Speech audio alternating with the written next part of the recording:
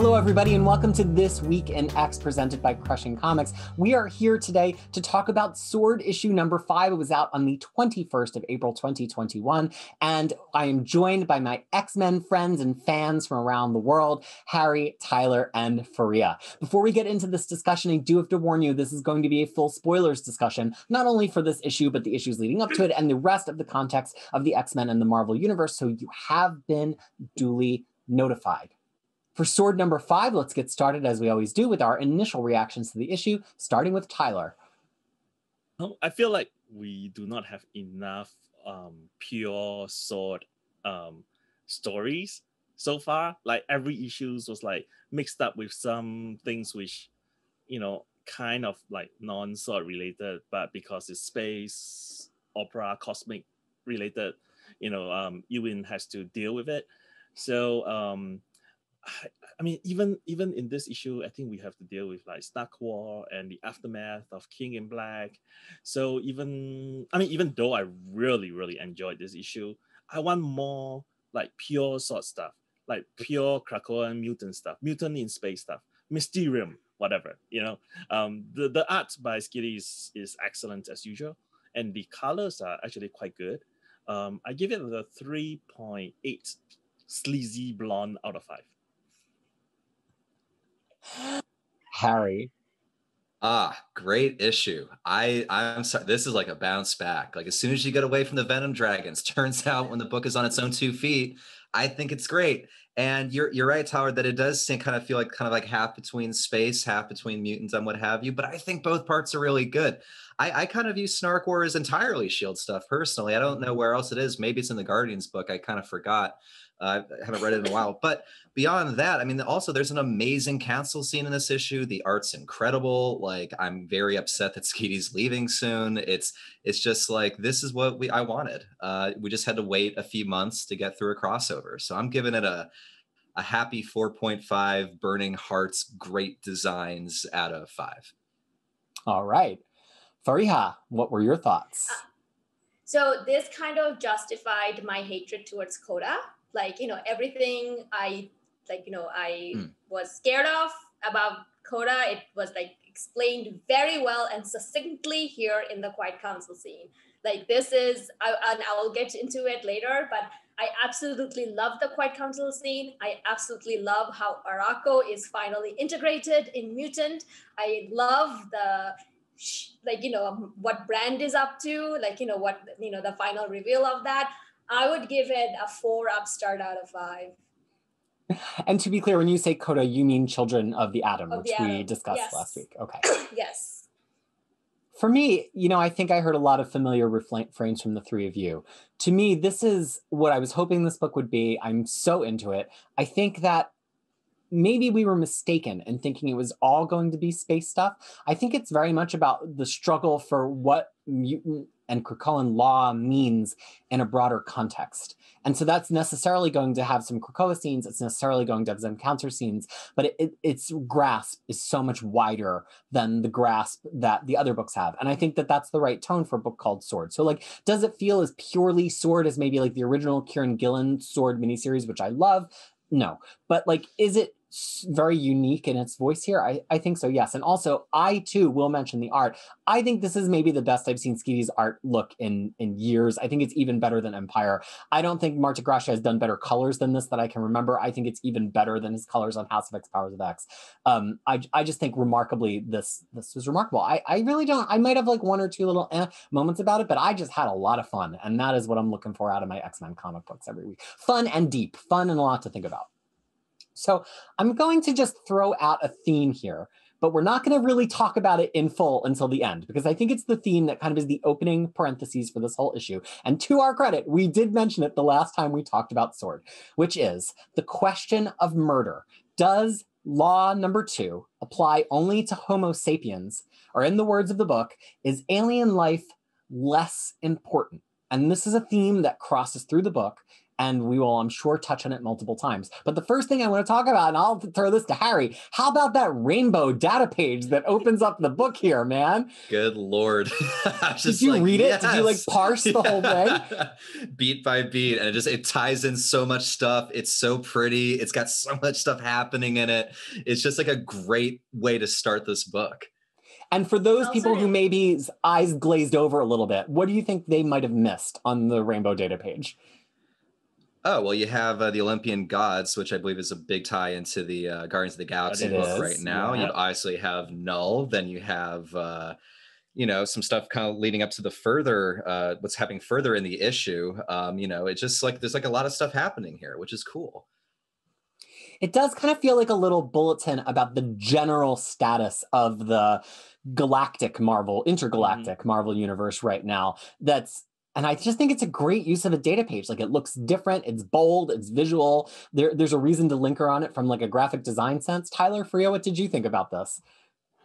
So this is kind of my nightmare scenario. Oh no. VBA code. I don't know if any of you are know how that works. So VBA code, which you can do for Excel. So it's like you press a button and Excel will do everything for you if you write it. Yeah. It's kind of written in that way. Like, it comes with all the slashes, it comes with different colors, it comes with different, different things you can do. If you put it's like that. And then you have to kind of understand it. God forbid you have been given another engineer's VBA code, because we don't write we mean because the next we want to be job security, right? Yeah, I know. So it's a nightmare scenario. And the thing is, this week I spent whole of Tuesday just trying to decode a VBA code. So when I opened this and I saw it, I was like, my eyes! So, but as Harry mentioned, it actually gave me, I'm like, okay, there's all these things that are going on. Cool. So yeah, I agree that it's a very good use of data page and a very unique way of summarizing things. And it's a great way to recenter the conflict, where it's like, okay, we had a null thing happening, but that is one entry on the chart of things we are dealing with, which makes it feel like a part of a bigger thing that Sword is doing, which feels right, because that's kind of the scope that Sword's going for. Tyler, anything you'd add?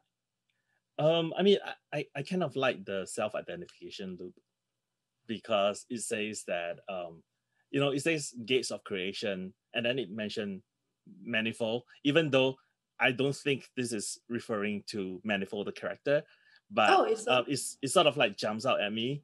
So, and then it says like open them all, and then it says utopian Kree supreme completed, and then sentient beings numberless save them all, because it's utopian, and then delusion inexhaustible end them all. That's the part which I kind of like, I have no idea what that means, but it's still interesting because it seems like it's a cycle. So you open them, you complete, you save, you end, and then you open them all and it starts over again. So I thought, this is interesting. Like, where is Ewing going with this? One of the delusion of grandeur that was ended today, like in this issue though. So I thought that it was probably something related to that. One was very quickly slashed. Welcome to Krakoa. Yeah. At risk of spending too long on this page, I want to send one thing around. Whose data is this? Anyone? Brands. Is it? It's so green. It has to be Brands. Tyler, why are you saying no? I don't think it is. I think it's the Kree's Supremo. Harry? It does say the diplomatic gestalt, and then if there's a Utopia protocol, that definitely sounds like that's engaged. It does sound like a Kree thing. I won't lie though. I just assumed it was like some kind of just basic database in the shield monitors.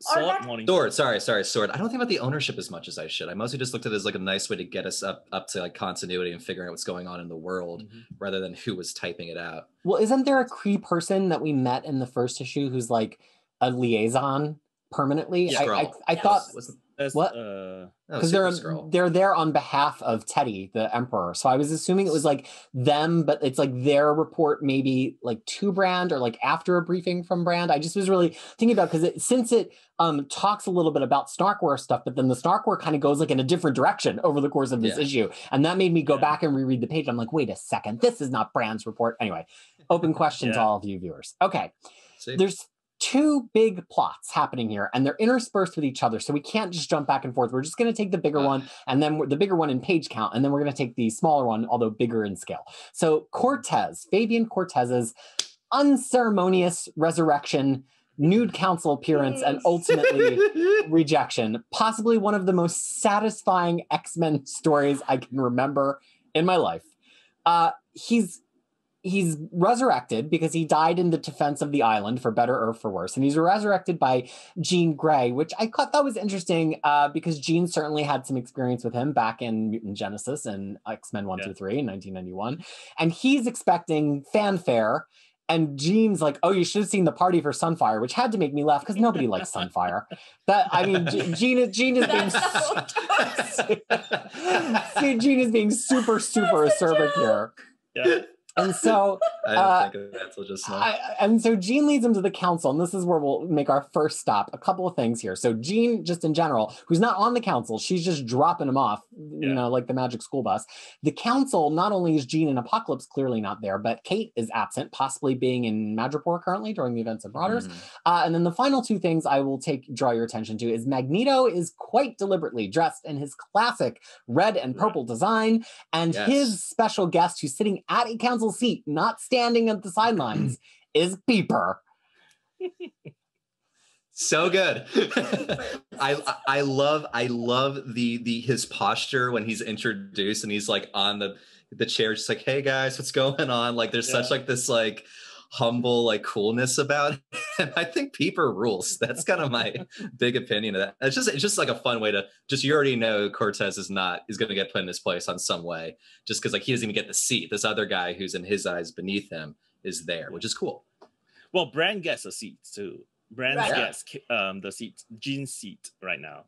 Although she's there only in an advisory capacity. Yeah. So, you know, when even though she said that, I'm like, no, girl. No. She's not leaving the seat anymore. I know you, girl. Even though we spend like very little time with Brand in the history of X-Men, like she's like a very relatively new character and stuff like that, and Gillen had to, but I'm like, girl, you know, this is yours. That's it. Like, we know you. She's also really comfortable in the seat. Like she's really sassy, and she's like. That's her thing. I'm like, on a more aesthetic level, her suit design is incredible in this. She looks so cool. Like the art is incredible. And that's just like a nice slim cut suit, the suspenders. It's just the suspenders. Kind of like got a G-Man look, but it's like in green, so you're not reading her just as like Man in Black. She's reading as Woman in Green. Like it's just a really neat little play of visual. That's how, like, you know, sexy councilwoman dresses. So yeah, you are a councilwoman. Yeah. No, but it's fun. I mean, the whole thing, the whole sequence of Cortex getting dissed first by Jean, and then by Magneto, and then the council, and then Peepers, and then fired by Brand. Right at the end. It's just like one sequence after another. It's like... We'll get all the way there. But first, any thoughts on Magneto in the classic colors here? What is his reasoning? Harry? It's showing him like in his most classic villain persona, but the context here is that he has come so much farther than that. Where in my eyes, you know, Cortez is still so rooted in looking things in the old ways. I just thought it was just like a nice like disparity, even with the costume. And also kind of show that he's still connected to Peepers and Cortez in a way, because he's still wearing like the old villain getup. I just thought it was like a shading of the character. Fariha, your boy Magneto, what did you think about him in the classic duds here? Yeah. He's still your heart? Yeah, well, I mean, obviously, anytime he shows Stolen. up, I'm like, I mean, you know. So the thing, I'm actually beginning to think whether the issues that are released each week are deliberate in how they are chosen. Because the thing is, there's always a theme in terms of it, and there's something linking. And Magneto's costume links to another issue and another incident that happened, and then it kind of like also reflective of what Harry said, that I have come farther than where you are, child, and you are not even worthy of being in the same room as I am. So I think it's like a lot of that, and then I think like that's kind of like where he was. Well, I wish the longer horn was there. The longer horn. Yeah. No, but one can only hope so. For a more like simpler reason, right? I mean, he was wearing this costume when he first met Fabian Cortez. Yeah. And when Cortez like betrayed him. So yeah. I mean, look at that panel where Magneto was like first dissing him and then like explaining why Peepers is there. And look at how, Magneto's boyfriend is like smiling when he dissed Cortez. Yeah, that's a good. I just saw that. There are so many small gems in this issue. I don't know who plays it, whether Ewing was the one who wrote it down, or it was like Skitty who's like, oh, I should draw that smirk there. I should draw this. It's so good. Oh yeah, Magneto's boyfriend's eyes wonders later on, but we'll get there. Yes. But the thing, well, and Skitty too, I think we've known him so much as this like kinetic kind of action person. Even when he's on a book like Empire or like Fantastic Four, which has some emoting in it, he seems to be there because he can draw everything and he can draw stuff. And this is one of the like quieter issues, along with Sword Number 1, that I think we've seen Skitty do, and like. He's real good at this facial acting. The one that really jumped out at me is after Peepers is going real peepee on Cortez. And when he says, I am Cortez, which we're going to get to in a moment, so don't get into the discussion of that text.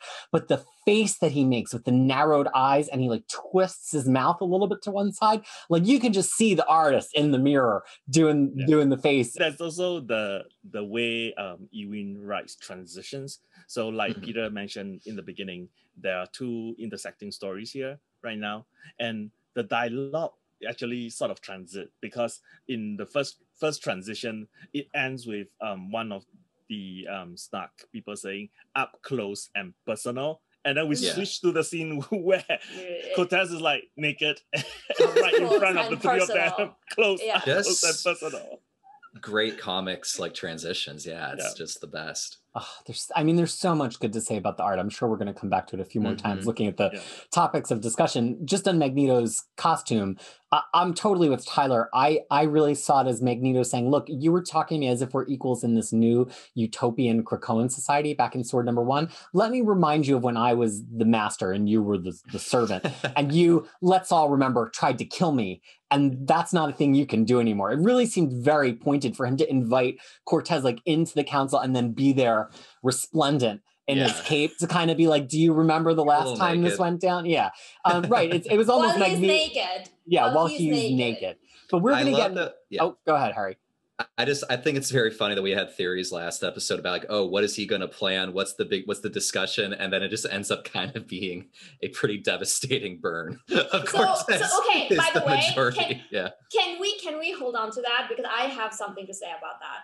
Like, that, because I was actually thinking about our discussion, but can we I almost want to roll back the tape because I think we got real close, but so we will hold on to that. But the other thing I just want to say here is, of course, we're going to get more into implications of what it means for Magneto to be in this classic costume based on what he says at the end of this discussion. But before we get to the end, we got to do the middle, and the middle is fascinating because Cortez uses the word flat scan to describe humans and why he should not kill them. And Xavier immediately asks him to refrain on that. And this turns into a really fascinating discussion about naming the thing, giving it power, and if you derive power from your name. There's so much to talk about here. I don't know even if I can fully summarize it, but Peepers fires back, what's your mutant name, to Cortez, and Cortez is like, I don't have a mutant name, and by implication, so you're just using your human name. And then Cortez winds up on this huge monologue about like, my people are European royalty, which gets a major side eye from Storm. And it's kind of, he's like trapped in his own little rhetorical box here where he's like, I hate flat scans, mutants are supreme, but he won't even take a mutant name because he thinks he's above it all, which raised some really interesting questions to me, including going back to the flat scan thing. If a mutant says flat scan now and they're on Krakoa, is that punching up or punching down at this point? You know, like, is Charles just, why should they not say flat scan? Which I think opens yet another interesting bundle. So this is a whole bundle of topics. You can pick anything in the bundle, and Tyler can go ahead and go first. Like, what's the most interesting thing to you about this whole giving a name to something gives power and how you name it? I mean, I feel like in this case, Peepers is basically not even going that direction about giving powers to names. He's basically striking at the heart of the issue with Cortez, because Cortez main problem here is not main problem, the issue that people like saw right through is that Fabian Cortez is a really petty person. So his whole issue with murder no man has nothing to do with the law. His whole issue is that I need the special permission to go kill my family and not get punished. And therefore, before I can do that, I need to put up, this grand gesture of saying that, well, this law doesn't make sense. People are already dying. They are on the way to death. And so, why should it matter if one or two dies because of me? And I think that's where I read the whole scene. But I mean, I'll let the two of you, the three of you, discuss the part about the naming part, because I kind of completely did not take that read that into this whole scene. Well, the thing you did read is hugely fascinating, so I don't think there's anything that you missed here. Fariha and Harry, what would you say about all of that, or something else? So okay, Harry, go first. Sorry. I guess I had the surface reading, which is that, Charles is trying to say we are past this kind of like behavior and thinking and language for the humans. And what I found really interesting about this, without like actually articulating it in the book, like Cortez's position in this is like such like an incredible mix of like being stuck in the old ways of thinking of hating humans, like some pretty obvious like white boy ignorance when Storm calls him out a little bit, like, and he literally can't even, he's still like, even though he's saying he's above humans and he's past this and they shouldn't even be considered like XYZ, he still gives himself the human name. He's comparing himself to his human ancestors. He's so plugged into that he's just not getting with this new status quo. And he just comes off super entitled and easily dunkable, I guess. So it's just like a super interesting perspective of like extreme like entitlement and ignorance without like it being hammered super hard in the issue. I think it was just like some really smart writing from Ewing. All right, Fariha. So for me, like, one of the first things is like, he also got himself killed in a way, thinking that, oh, I'm going to be the hero. And then that's when they're going to listen to me. And that just backfired so much.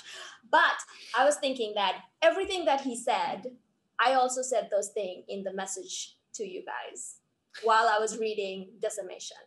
Almost word for word, some of the things that he said. And some of the things that he's also said, I also have that same feeling about me being a visible minority, and then saying all of that. And this is where I was saying that how it kind of validates my hatred for Children of the Atom, because this is actually a situation of suffering competition. Because he said all of these things. It is actually within his right to say that as a mutant. However, he's also a human passing white blonde man.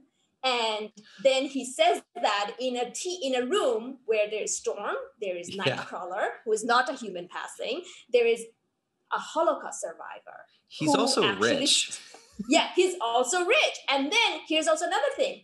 All the time he was saying all of this about humans doing all of this. I'm like, bitch, I just read Decimation. Your ass was not there during the whole era. Like, you were not present. You did not suffer the same way.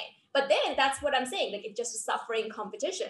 Like, and it also becomes like this whole thing. It's like, okay, then who is justified in saying what? But who should be feeling what about, about their identity and what it like how others perceive that identity. Is he any less justified in saying these things? As a mutant, no, but as everything else he is, like, you know, he's not, like, you know, as a mutant, he's justified, but as everything all other identity, especially when you compare it with other people in the room, he's not. So, I mean, I don't know. I found it to be so fascinating. It blew my mind. And this is exactly what I want X-Men books to be. So I was like hyperventilating. Like I was like,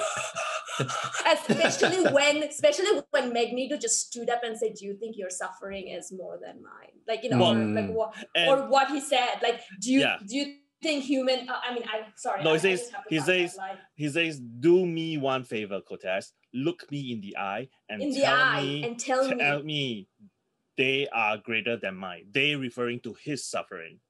Right, yeah. They are greater than mine. And the thing is, if you had read X-Men Magneto Testament, you know, also art by Domenico.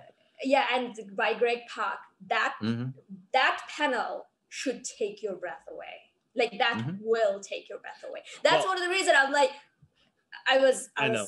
No, I mean, not only that, the lighting in these 3 panels was done really well because suddenly, you know, everything is in shadow and there's a spotlight on Magneto.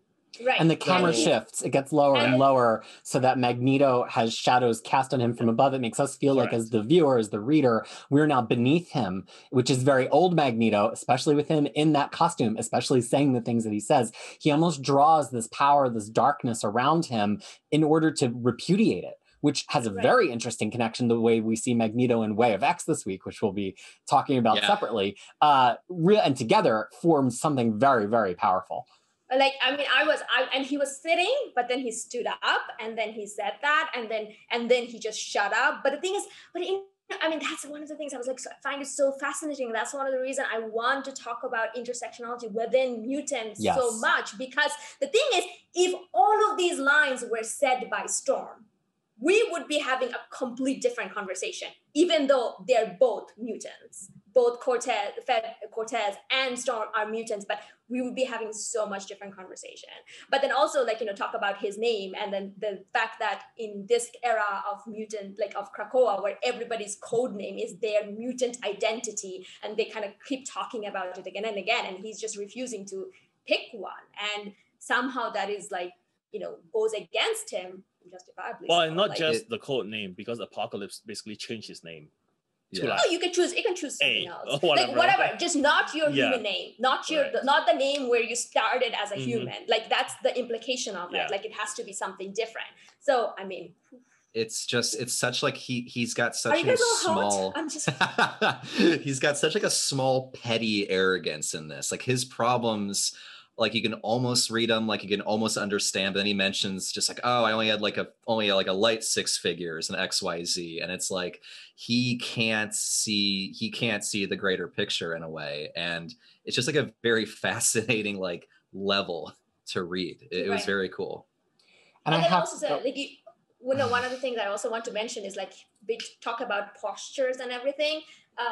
He's like, you know, standing there all naked, not once tries to, like, you know, get any humility and stuff. Like he's just there with his both arms. Well, at the beginning he covers up, and then he decides like, well, that's not going to help me. So it's just like, you know, a whole thing about like, you know, if you want to talk about pride of white men.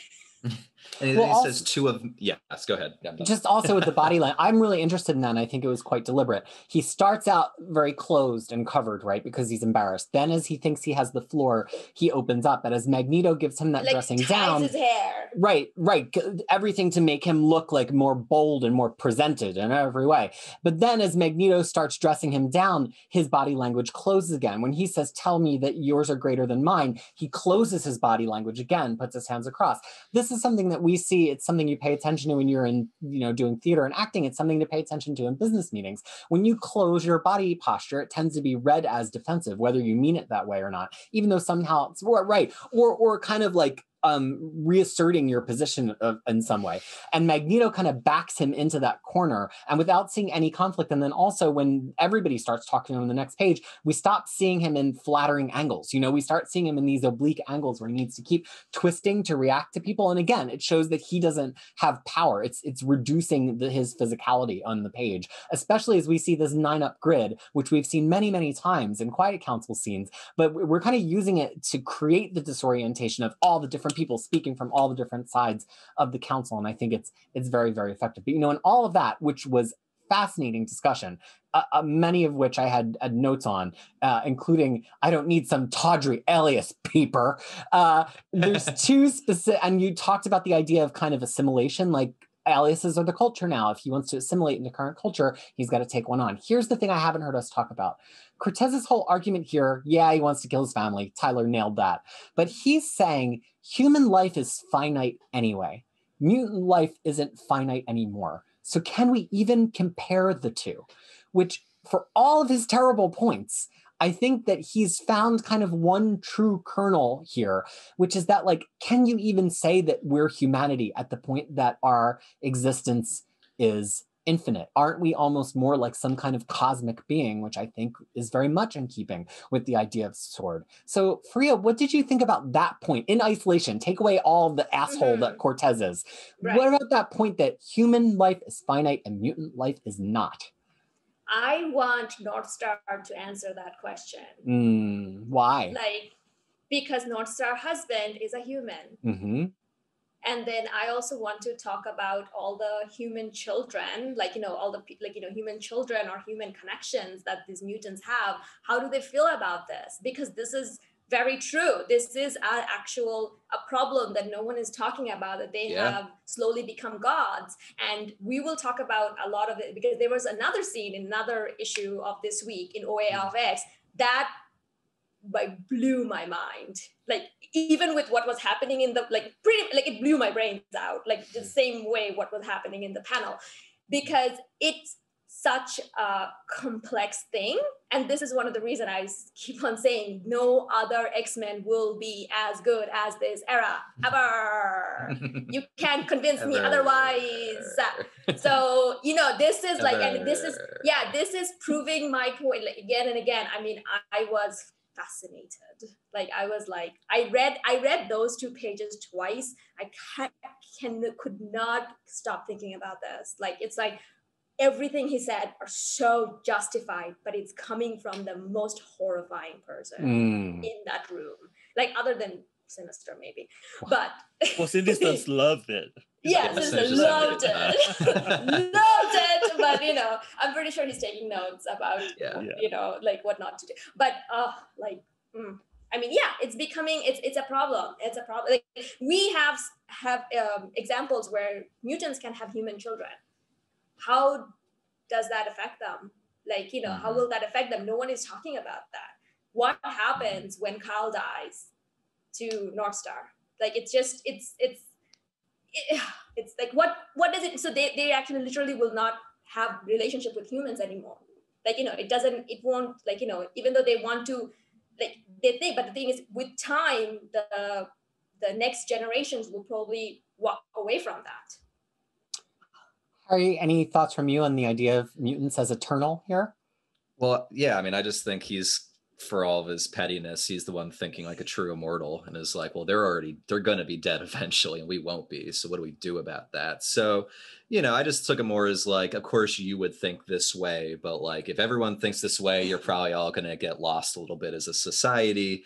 So I just took it more as like, he's got ideas that the council's not going to accept, because there seems consciously trying to avoid those kind of that kind of level of arrogant thinking, although they might be failing at that a little bit. But yeah, it just seemed like more I mean, 2 of them kind of knows that things are not looking good, but the rest of them don't know that. He's a very weird mix of like smarts and like super petty. It's an interesting character. Tyler, anything you would add? The thing is that right now, because of the number of mutants that have been killed, murdered, you know, unfairly, the resurrection protocol is put in place to just basically resurrect almost everyone with some exception.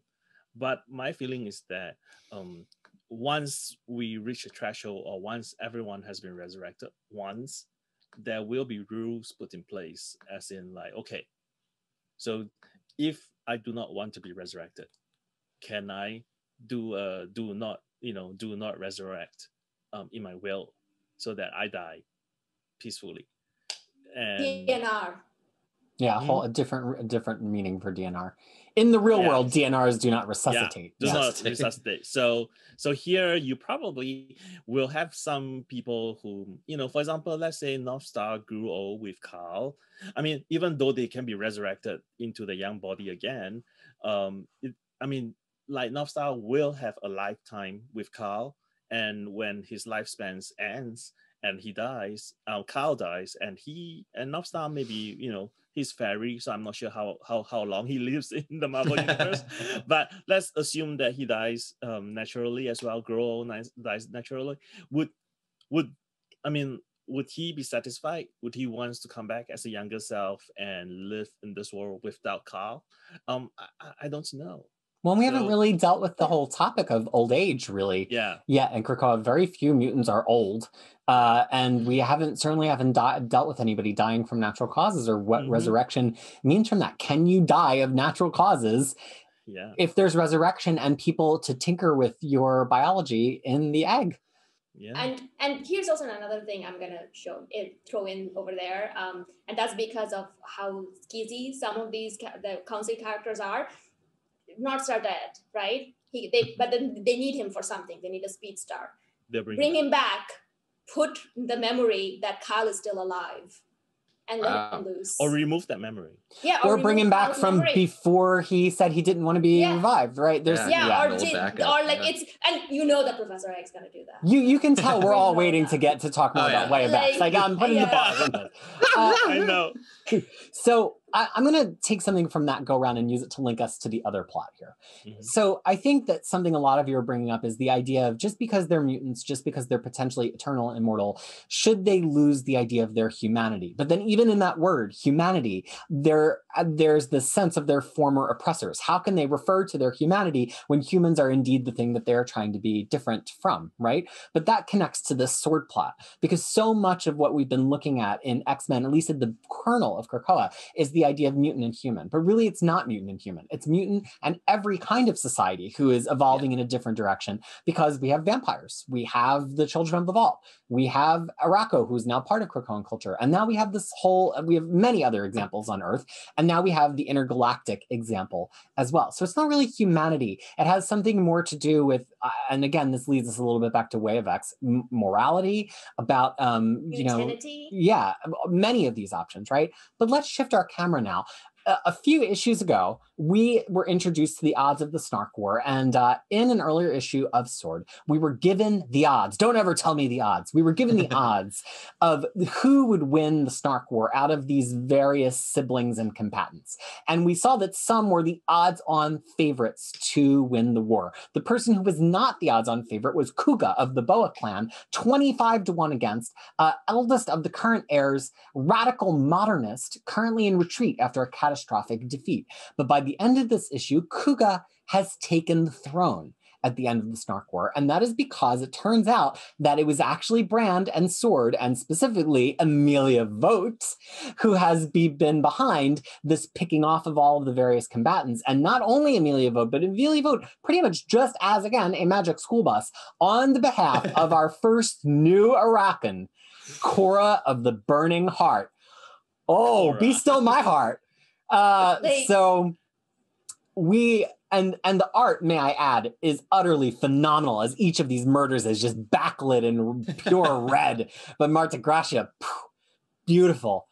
Tyler, what do you think about this development? Sword has engineered the end of the SnarkWar with the Snark, who is the most favorable to mutants as a sovereign nation. Definitely something which I wasn't expecting.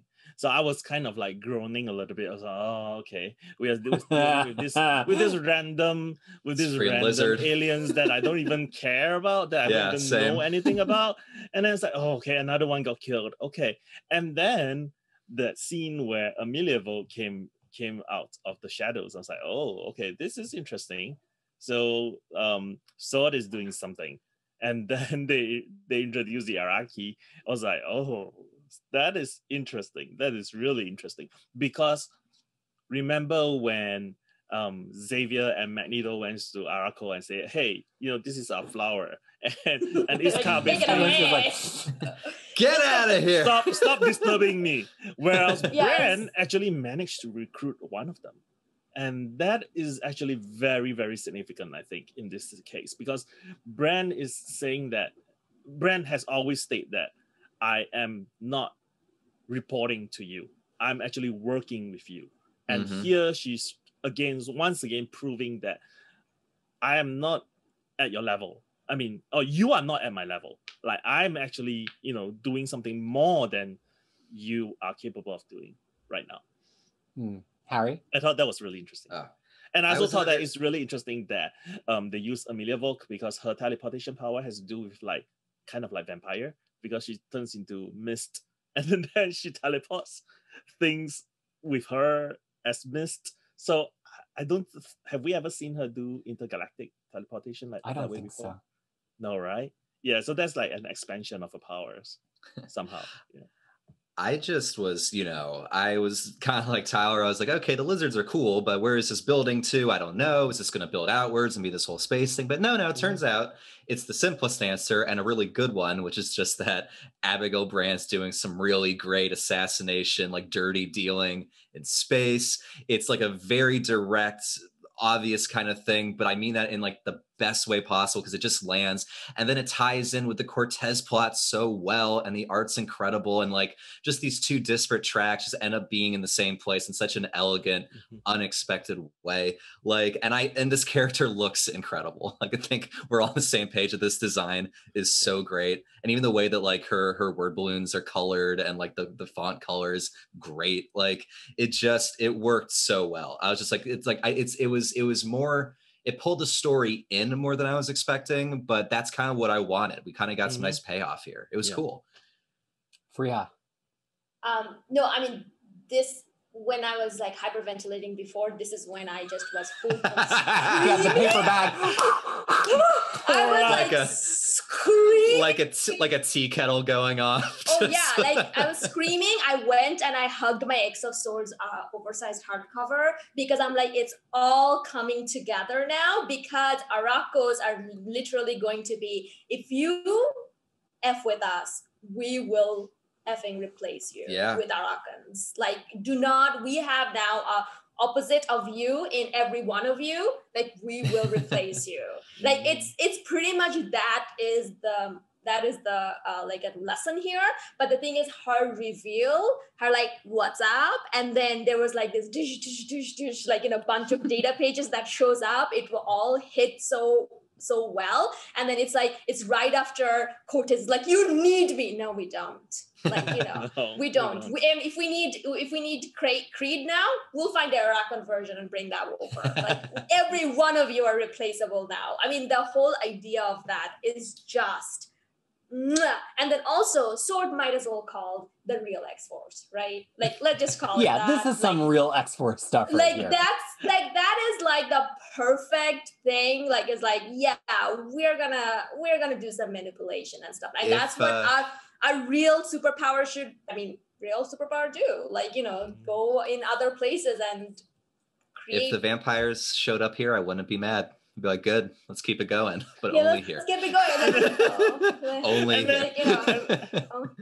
And then Xavier just so like, at the end, Xavier is like, oh, are you free, Amelia? Little singer action at the end of the meeting. Yeah, I was like, okay. Like, look at that smile on Xavier. I'd never seen that. Like, because I always kind of look at him as like someone who's a little sexual. Like, I don't know, he's like a grandpa level. And Fariha. I know. Like well, now that he grandpa. probably got a new body, and who knows what he upgraded, in terms of like whatever Quentin said no, he probably got those upgraded because he's the man, So he's like, hey, Amelia, where are you up to? I was like, wait, hold on. I'm assuming that this is the body that he got at the end of Astonishing. So maybe. I mean, he might, no, because he got killed in X-Force 1. Oh, so it's a new Husk. Yeah, he did. Oh, yeah, maybe that's right. for like a mega. I forgot about I don't know. I forgot about that. After X-Force 1. So yeah, X-Force 1, he has a new body. We don't know if he's we been don't know what's in his will. And we don't know if he's been replaced more than that. He's the one who's got the most strain put on him. And even though we see him in all these books, we don't really have a sense of his interior life up until Wave X. And so we don't know. Maybe he's been resurrected secretly by some other psychic he's got kept in store a few times. We really don't know. So look, we're pretty far along in this discussion. And there's so much more we could talk about. Brand gets into the reason she's invested in the SnarkWar, which partially has to do with her father. And I just, before reading this issue, was on Wikipedia, like, did we ever really truly learn about Brand's parents, like recapping on that? And so this is the first little tickle of that we've got in a while.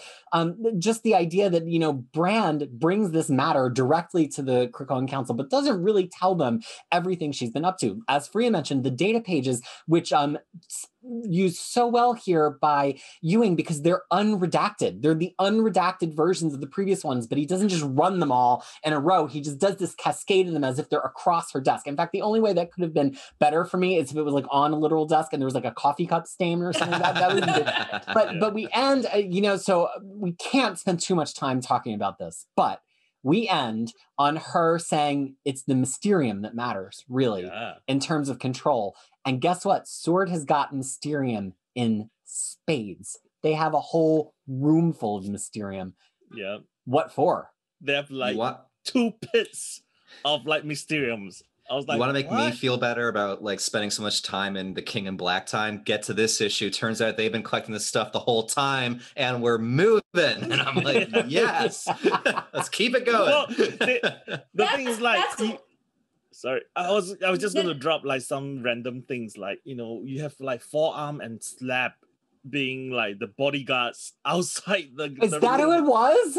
Yeah, Forearms. He has 4 arms. And then there's like Slap from like X Factor. Yeah, so, Nasty Boys, right? Yeah, Nasty Boys. Yeah. Wow, Tyler, well spotted, my friend. The couple of things I want to mention though. First of all, her father is the same race as the masseuse from the Phoenix Saga that came to give Beast the massage, right? You're deep inside. You won't understand what she's talking about yet because that's a few weeks away, but it's all going to make sense later, folks. But no, I mean, it's in the Phoenix Saga, people. You all have read it 1,000 times. I don't know why, but you all did. So go look at it.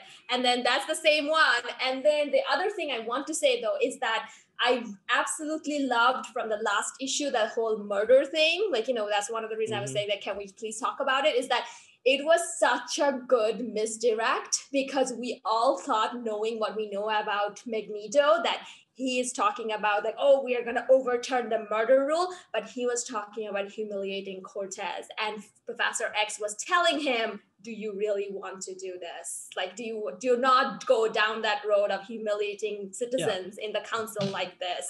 Don't do this. And please don't roast Cortez. Right. And I absolutely, so, I mean, I really don't like Game of Thrones for very many reasons, but there's one scene between Sansa Stark and Arya Stark that actually goes like this in season 7, the last episode of season 7.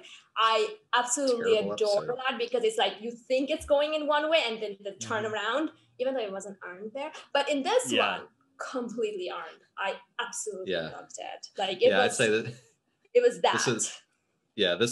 This was hidden much better, I think, than that scene in Game of Thrones. But that's me. That's another conversation entirely. Right. So well, folks, that is going to be the end of our discussion of SWORD number 5. If you've enjoyed this discussion as much as I have, we talk about every X-Men issue every week here on the channel, and I definitely encourage you to check more of that out. And I have a question for you, dear listeners and dear watchers. For you, does the second law apply only to Homo sapiens, or is alien life covered in that law as well. It could be your personal interpretation. It could be what you want the books to explore with it. I'm very curious to know your opinion. This episode and this discussion is a great example of what, Fariha? X-Men is better when it's read together. This one actually was better without weird. Honestly, it was so good though. I disagree because I have this huge outline and I really thought I covered everything and I was just going to use it to make sure we didn't miss stuff. And the three of you had so much to say that was not even on the outline, which to me is the whole point of why X-Men is better when it's read together. I meant that it was already very good. Okay. Like, it was already better than other X-Men, if you know what I mean. And it's not you don't need us. That's not what you're saying. It's not like a Wolverine issue where we need to do this, so we're gonna all get depressed. Okay. This is yeah. Well, hopefully, folks, it was also better together with you and us together. So on behalf of myself, Fariha, Tyler, and Harry, until we see you again for another episode, this has been This Week in X presented by Crushing Comics, and we hope that you're well.